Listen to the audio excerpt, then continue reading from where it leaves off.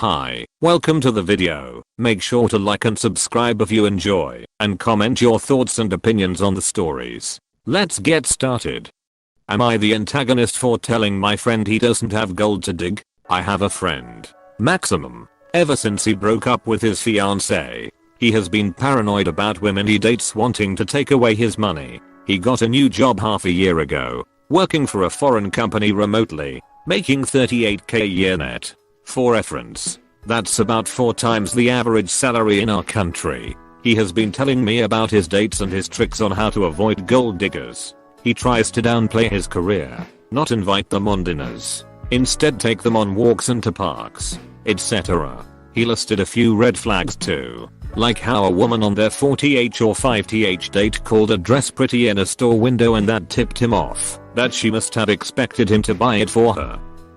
So he ghosted her. I told him that he is way too paranoid about this and he doesn't have the kind of money to attract gold diggers. Yeah, he has a good job, but gold diggers aren't really targeting 31-year men with no car, no property, no investments, just 10k in savings. He is sabotaging potentially very good relationships by hunting for these fake red flags, and this is unhealthy. He insisted that making 4 times the average salary definitely makes this a valid concern, and he also got mad at me for calling him a broke loser. I didn't call him a broke loser and I don't think I implied that in any way, but I'm not sure. Am I the antagonist? He might just avoid bringing up his finances or his employment with any dates if he doesn't want gold diggers. Nobody goes on a walking date with a person who doesn't have a car and plans to take advantage of all they lack. Comment by team member Corey. Now for the top comments. NTA, your friend sounds like he's pretty full of himself, and whether or not gold diggers are a valid concern for him, it's not so valid that he needs to behave in such a way. I have to wonder if it is insecurity instead of being full of himself. It's like he believes no woman would want him if he didn't have money, not the a-hole. The dude is so busy looking for red flags in others that he is unable to see that he is the biggest red flag. NTA. Right. I can't stop thinking about the amount of times I've seen a piece of clothing or a bag or anything and said oh that's so cute with zero intention of me buying it or expecting someone else to buy it for me, even when it's something someone is wearing and I ask where they got it from. That's legit making a non-issue of something PPL just do into a red flag. Am I the antagonist for refusing to change my wedding date to accommodate my fiancé son? My fiancé, Brian, 43 male, and I, 41F, are planning to get married next year. The wedding will be pretty low-key, so we have set a date, but not booked a venue or sent out invites yet. The reason I chose this specific date is because it would have been my mum's 75th birthday if she hadn't passed 2 years ago, and I'm devastated she won't see me get married. For context, Brian and I have 2 daughters together, and he also has a son, Peter, 22 male, from a previous relationship. Brian and Peter's mum did not have a healthy relationship. They separated when Peter was 13. He stayed with his mum and did not have any contact with Brian. However, with the wedding coming up, Brian wanted to reconnect with Peter, so reached out to him online a year and a half ago. Peter replied and the two of them met up a few times, but they are not close at all. Peter is a student, and because he has a mental illness he claims to be unable to hold down a job whilst studying. When Brian heard this, he offered to give him money. Also, in part because he feels guilty for not being present during Peter's teenage years. Apparently he did not have a good time living with his mother. Now my fiancé is giving Peter $300 a month, which could have gone towards our own daughters. I strongly suspect Peter is only maintaining a relationship with Brian for the money. It's always Brian who has to message first and initiate meetups. Yesterday, Brian asked me to move the wedding because Peter is not available on the date we've picked. I got upset, saying that this date means a lot to me, and if the wedding meant anything to Peter then surely he could have moved whatever other commitment he has that day. Brian accused me of not caring about him and his family, which is obviously not true. I said the things I wrote in my post about Peter just wanting money and not giving 2 hoots about Brian, which made Brian even more upset, and he ended up telling me to get out of the house, so I'm staying with my sister now. We have never had an argument this big. Am I the antagonist? Edit. The reason Peter can't come to the wedding is because his GF's family has a big gathering abroad every 5 years, and he is going to that. Seems like we are not his priority. Edit #2. We live in the UK, where you're legally obliged to pay child support. Brian doesn't owe Peter anything in that regard. I did an online calculator, and according to that it was around $450 per month. Edit #3. I picked my wedding date before Peter's GF's family planned their holiday. Peter knew when the wedding would be. Then his GF invited him on holiday and he literally cancelled on us. I'm relieved that the wedding is unlikely to take place. Your behavior rendered you unworthy of the family image you seek to portray. Your fiance has another son, and he is as important as both your daughters. If you can't digest it, it will be worse for you and the relationship. Comment by team member Shannon. Now for the top comments.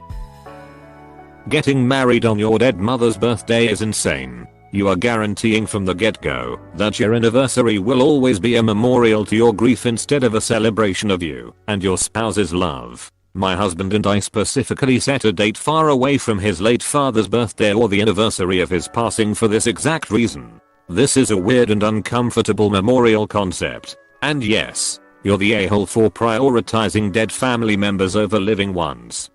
And nobody's mentioned it, but divorce is a thing. And if it happens, her mother's birthday will always be associated with a bitter event. Info. I think it's important to know what the commitment Peter has that would keep him from the wedding. Edit based on your responses. You're the a-hole. I understand it's important to honor your mom at your wedding, but you haven't picked a venue or set anything up.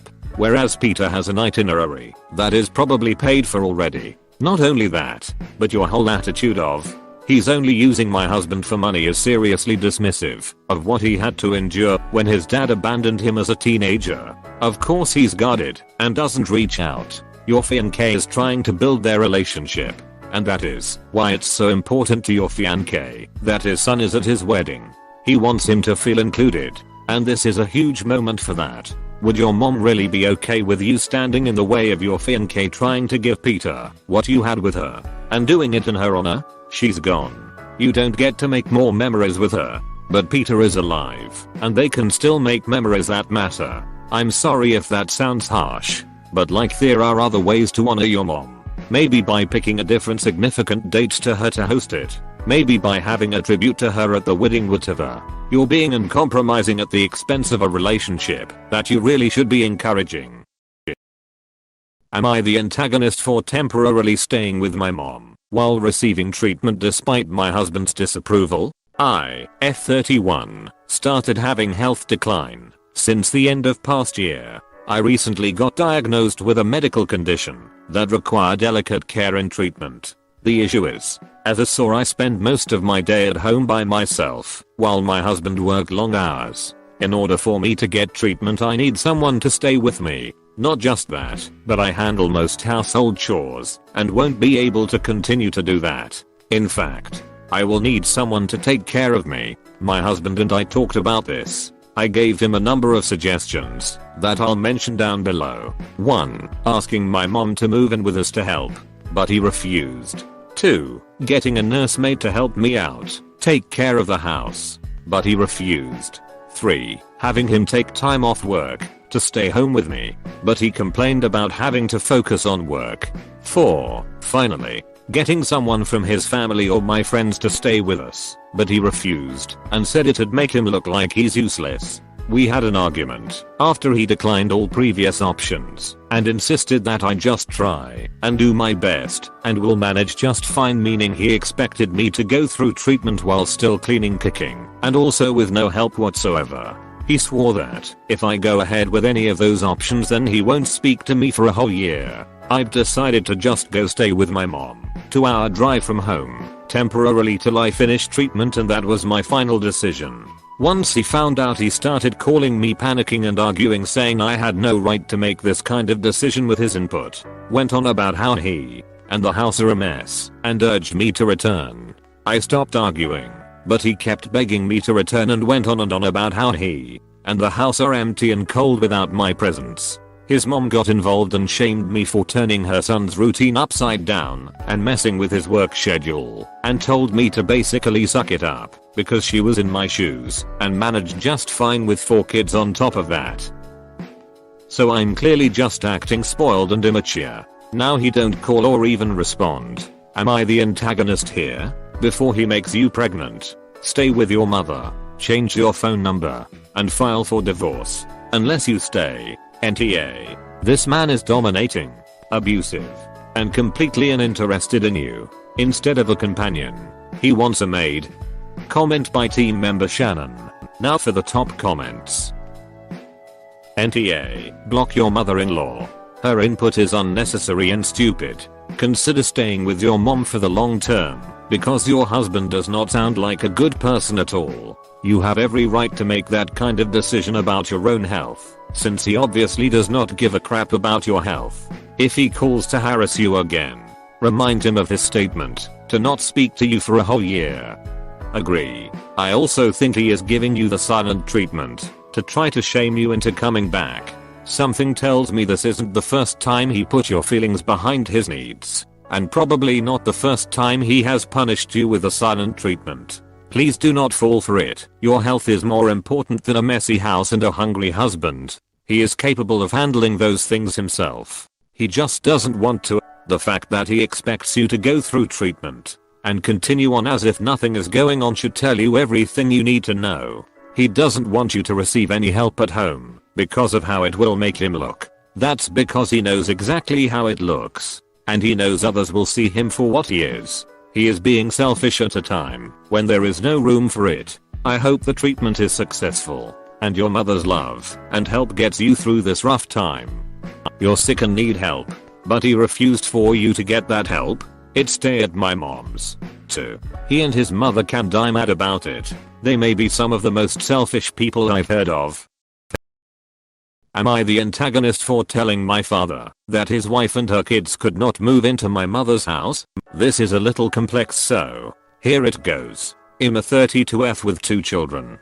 I'm one of 3 kids. My mother suffered a severe stroke 15 years ago. Thankfully she's still here, but suffers from limited speech, cognitive impairment, dementia, and limited mobility. After a few bad apples, home health nurses, I resigned from my job and moved back home to help my father take care of my mother full time by ourselves. 10 years ago. 5 years later my father confessed that it was taking a toll on him and filed for divorce. I was beyond upset about it, as so were my siblings. But I had to accept that everyone isn't built to accept such a lifestyle, and as much as I wanted to be upset about it, I knew it wouldn't change the outcome. They divorced, but he never moved out.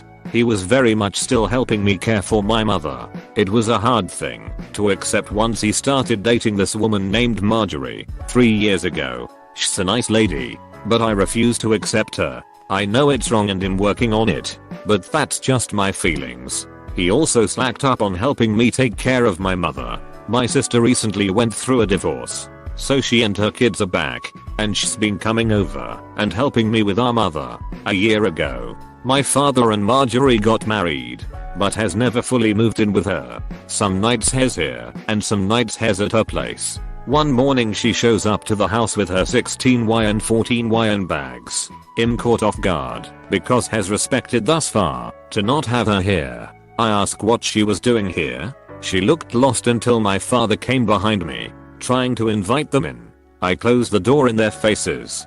He tells me I'm being disrespectful to his wife, that this is his home too, and has been respectful enough to not have her here. But his hands were tied. What did I expect him to do? I told him to go to her place, but that she wasn't welcomed here. Not in my mother's house. She inherited this home from my grandparents. He has no claim to the home, nor is his name on the deed.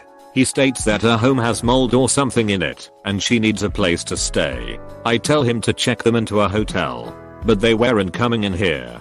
We had a full-fledged argument about it. He eventually left. Then I received a call from my aunts and uncles stating that my mother would have wanted him happy. Maybe so, but not living with his wife under her roof with her. I changed the locks and told him he's no longer welcomed here.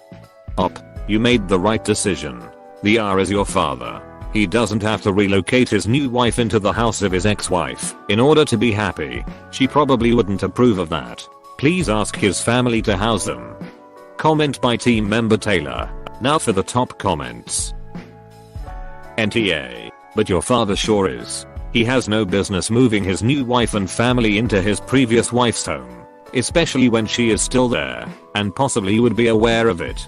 His behavior is beyond selfish and cruel. That being said, the new wife and kids are kind of in the middle, and it should be nicely explained why this would be a bad situation. I don't think these folks need it to be nicely explained why this would be a bad situation. Obviously the kids are in the middle, but this new wife can't possibly believe it's acceptable to say, hey kids, we are moving in with my husband, who we've never lived with full time before. Make sure to be on your best behavior, because his ex-wife who needs round the clock live-in care is there, with his daughter, who is a full-time caretaker. AITA. Surely she also could not believe it's acceptable to move 3 people into a house where 6 are already living. I mean, I don't know the size of the house, but 3 adults and 3 kids take up a lot of space even without the medical equipment. NTA. Make sure all the legal paperwork is ironclad, because he sees that house as his. Make sure he no longer has any power of attorney whatsoever. No capacity to put your mother in a facility, and make sure there's no tenancy issues. Edit. Make sure your siblings are on board or not able to interfere, if not as well.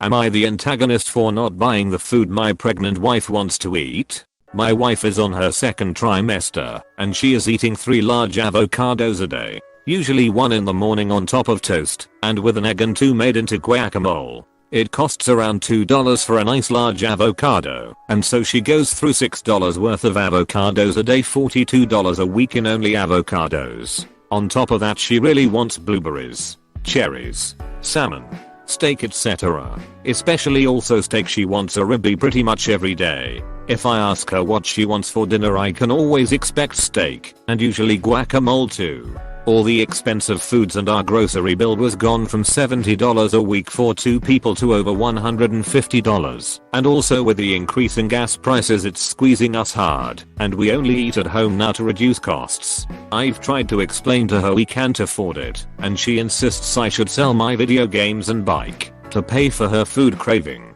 I only have a few games as we already sold some, and my bike is only worth a couple hundred. I don't think it's fair I have to sell everything I love when she can easily grow our baby with less expensive foods. We are both working ATM, but soon she will be on unpaid leave and I will have to support us, and we need some savings before that happens. We had a big fight about it, and I'm afraid the stress of it will harm the baby, but we can't afford our grocery bill. Even if we go to the food bank, I highly doubt it will stock the food she wants. She and the baby won't be harmed by cravings or by not getting her way. She can sell her belongings to pay for luxury foods if she wants them. Demanding you sell anything you value in order to pay for her pricey dishes is absurd, in addition to being nasty. Comment by team member Parker. Now for the top comments.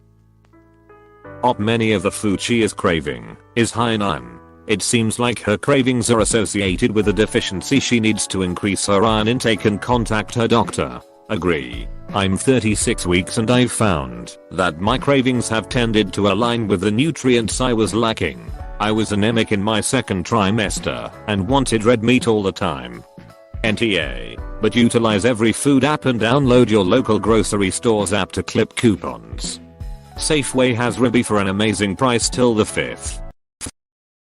Am I the antagonist for kicking my bridesmaid out of my party? I'm getting married in a few weeks and this recently happened. I've been stressing since this happened. One of my bridesmaids, Ashley, F30, is having money issues. I truly empathize with her. Her husband lost his job and she only works in retail. Since things are tight, when I offered her the position of bridesmaid, I told her that it'd be okay if she turned it down. I had no intention of changing my plans for one person.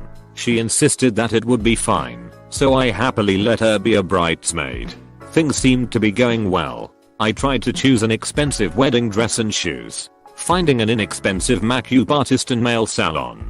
In total everything was around $350. I've chosen to have my bachelorette party at Disneyland, which is expensive and I understand, but it's been my dream. was the trip neared. Ashley still hadn't bought her tickets. I asked when she's going to do that, since due to COVID the parks are still at limited capacity. Plus in getting tickets for Phantasmic Dining, I need a number for the people coming. I'm only asking them to pay for half of that. I asked Ashley if she's buying a ticket, and she lost it, telling me it's inexcusable for me to expect her to spend upwards of $1,000 on all the festivities when she can barely afford rent. I told her she didn't have to be a bridesmaid, and she told me it's ridiculous I expected her to sit out on the activities because she can't afford them. Ashley told me that if I wanted her to participate, I should have paid for it. I responded that she doesn't have to worry about it anymore because she's no longer invited to the wedding. I blocked her,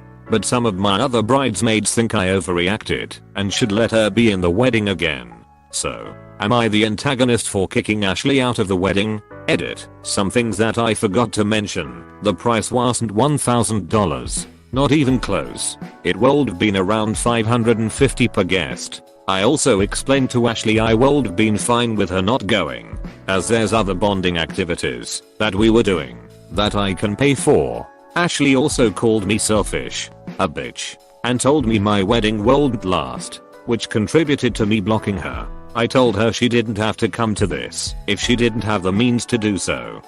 NTA, how could you deny her entry to the theme park just because she lacks the necessary funds? You gave her the option to decline, but she didn't. Instead of saying I genuinely can't afford this, she indicated she was okay with doing things and then got upset when the time came.